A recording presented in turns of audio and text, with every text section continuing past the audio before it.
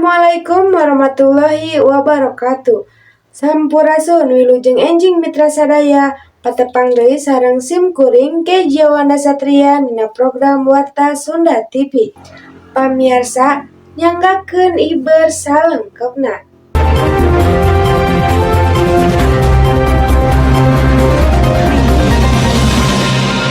Pamirsa, banjir nu ngalanda di Cilegon, Banten ngalibatkeun pagawe konstruksi salah sahijina dina pusat pembelanjaan nu kasapu ku banjir.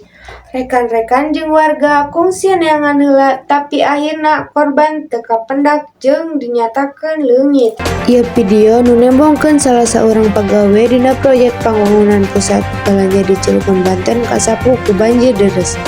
Sejumlah pagawe jeung warga nyobaan bantuan pagawe nu kasapu ku banjir tapi usaha warga teu aya hasilna. Korban palid jeung ngaleungit.